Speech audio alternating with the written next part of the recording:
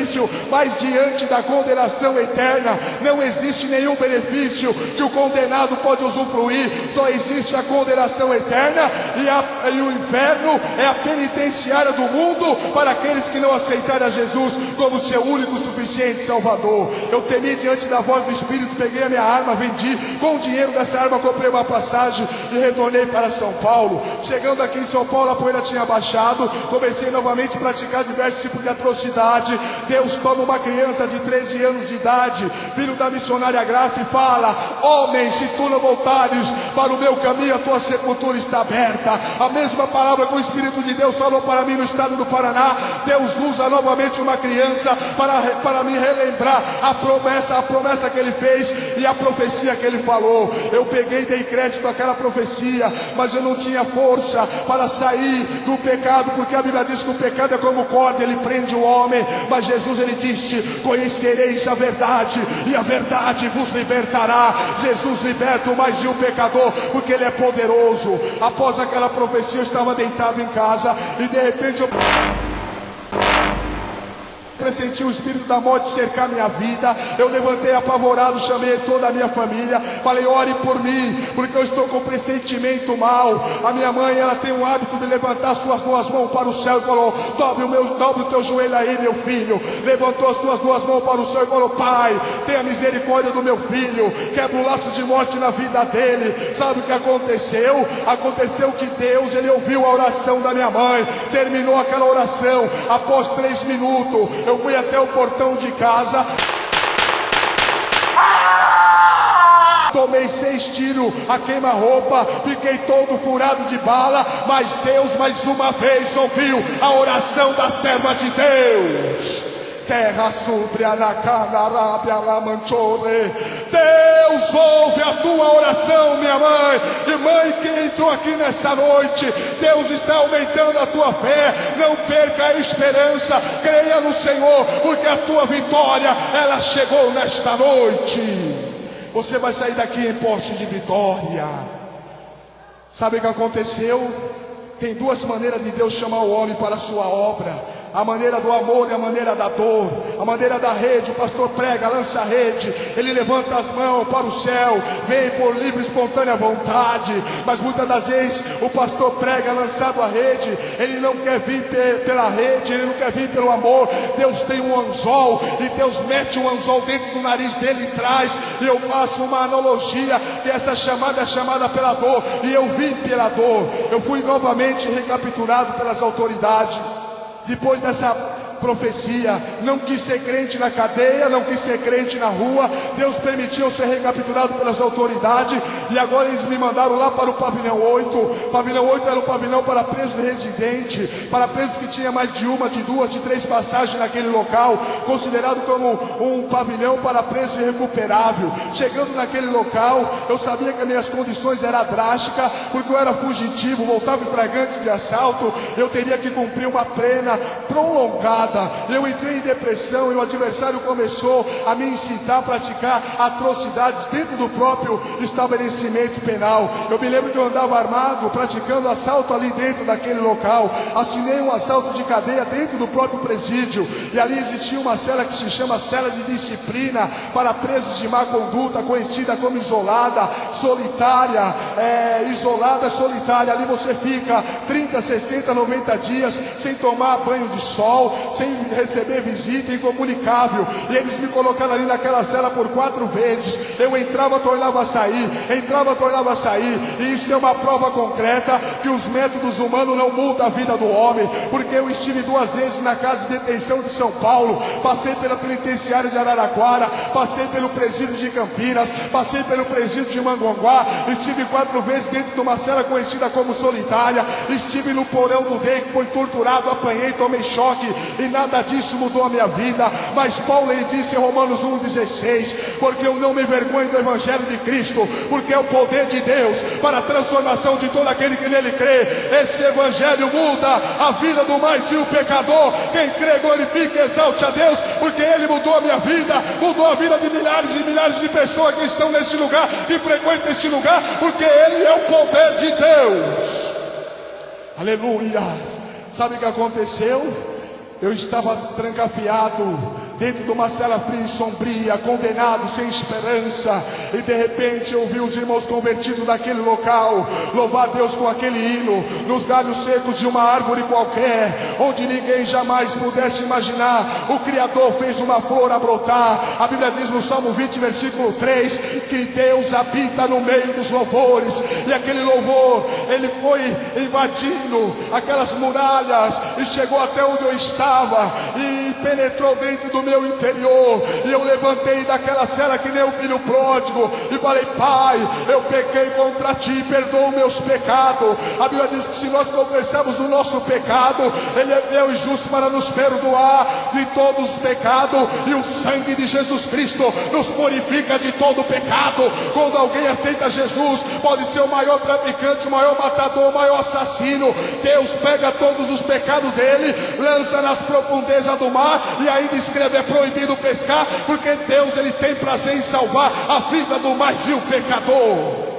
Aleluia. E ali eu reconciliei com Deus, e ali existia o pavilhão 2, 4, 5, 6, 7, 8 e 9, e em cada pavilhão tinha a Igreja Evangélica Assembleia de Deus. Chamei o pastor, falei: pastor, eu quero voltar para os caminhos do Senhor. Ele falou: me dá o seu nome completo, seus dados, eu vou falar com o diretor a teu respeito, para ver se ele assina a tua mudança, a tua transferência da ala dos ladrão para a ala dos crentes. Ali tinha uma ala exclusiva para os crentes, celas exclusivas para os crentes. Os crentes moravam num determinado local e os ladrões moravam no outro local. O diretor pegou minha carta, assinou a minha transferência, e eu fui removido da ala dos ladrões para a ala dos evangélicos. E ali eu comecei a orar, comecei a buscar Deus. Ali eu fiquei 10 anos e 7 meses trancafiado dentro de uma cela fria e sombria, mas comecei a buscar Deus, comecei a orar, comecei a ler a Bíblia. Eu li essa palavra 24 vezes. Por quê? Porque quando você vê alguém ler a palavra de Deus, ter apetite pela palavra de Deus,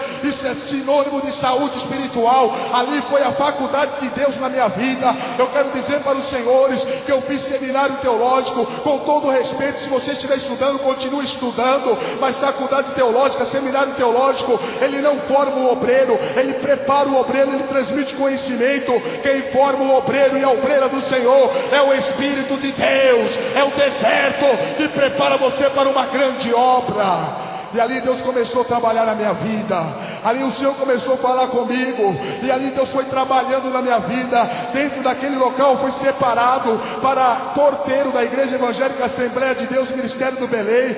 De porteiro eu fui separado para diácono. De diácono eu fui separado para evangelista. De evangelista para superintendente da escola dominical. De superintendente da escola dominical, Deus me manda lá no pavilhão 8 para pastorear a Igreja de Deus ali no pavilhão 8. Deus me separou para pastor ali dentro. Comecei a pastorear a Igreja de Deus naquele local, porque esse evangelho, ele é o poder de Deus. Um homem que andava armado dentro do próprio estabelecimento penal, praticando atrocidade dentro do próprio sistema carcerário, agora estava com uma Bíblia, pregando a palavra de Deus, ganhando almas para o reino do Senhor, dando palestra de batismo para os novos convertidos, descendo eles até o tanque batismal, porque esse evangelho muda a vida do mais vil pecador.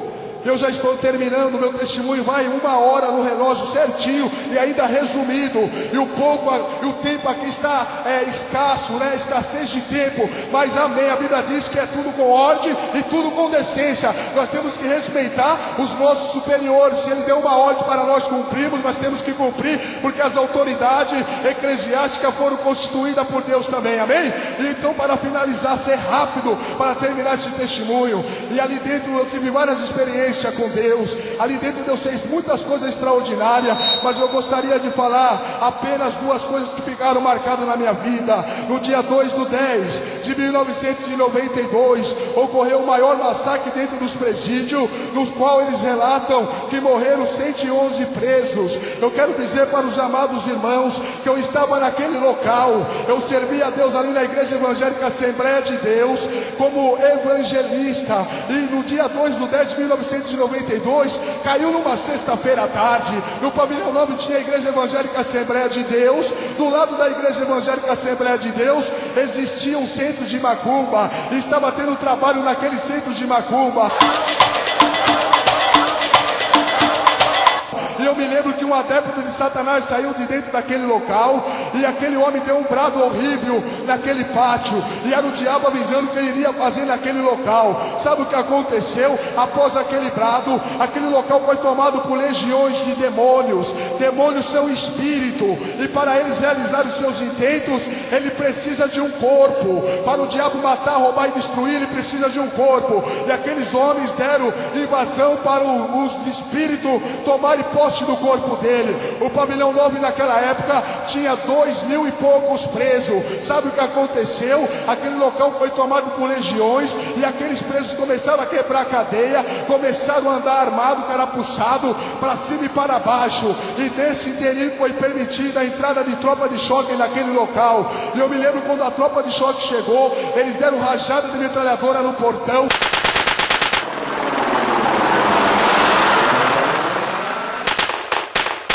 subiram para o segundo andar, tiraram dezenas e centenas de vidas, foram para o terceiro andar, tiraram dezenas e centenas de vidas no quarto e no quinto, e assim sucessivamente. Mas eu quero dizer uma coisa para essa igreja do Senhor, que um grande milagre de Deus aconteceu ali naquela tarde. A Bíblia diz que toda a ferramenta preparada contra nós não prosperará. A Bíblia diz que o anjo do Senhor acampa ao redor dos que eu temo e o livra. A Bíblia diz que 1.000 cairão ao nosso lado, 10.000 à nossa direita, e nós não seremos atingidos. A Bíblia diz que as portas do inferno não prevalecerão contra a sua igreja. E ali tinha uma igreja do Senhor, e a igreja, ela é a autoridade máxima na terra. A igreja é a única instituição divina aqui na terra, e ali tinha uma igreja de Deus. E eu quero dizer que o milagre aconteceu da seguinte maneira: todos os presos foram obrigados a ficarem nu do jeito que nasceu, tanto crente como não crente foram obrigados a ficarem nu, e não tinha como você chegar diante do policial e falar: eu sou crente, porque para eles classificavam todos como ladrões, como malfeitores. Mas a Bíblia diz em Efésios 1:13 que quando você aceita Cristo como o único suficiente Salvador, você recebe o penhor do Espírito, você recebe a marca do Espírito, você recebe o selo do Espírito, você recebe a marca que você é propriedade peculiar de Deus, e Deus conhece aqueles que são seus. Você pode estar onde você estiver, que você tem a marca do Senhor e você tem a proteção de Deus. Aleluia. Na hora que eles chegaram até a cela dos irmãos, eu me lembro que eles falavam: o choque chegou, vocês pediram, o Priori mandou, e dava rajada de metralhadora, e os mortos caíam, a galeria cheia de sangue, os cachorros mordendo os corpos. Mas eu quero dizer uma coisa, que quando eles chegaram até a cela dos crentes, eles apontaram a arma para dentro da cela dos crentes. Quando eles foram apertar o gatilho daquela arma, eles contemplaram o sangue do Cordeiro nos umbrais daquela porta, e nem o servo de Deus morreu, para a honra e glória do nome do Senhor. E a igreja ficou intacta, e o nome do Senhor foi glorificado. Quem pode exaltar, glorifique a Deus, porque Ele merece toda a honra e toda a glória. Aleluia. E eu quero dizer que diante desse testemunho tem uma testemunha fiel e verdadeira. Esse que vos fala, eu estava nu passando pelo corredor da morte, denominado como corredor da morte, como corredor polonês, passando aqui pela galeria do terceiro andar, vários cadáveres caindo. Eu me lembro que um oficial apontou uma arma para mim. Quando aquele homem apontou aquela arma para mim,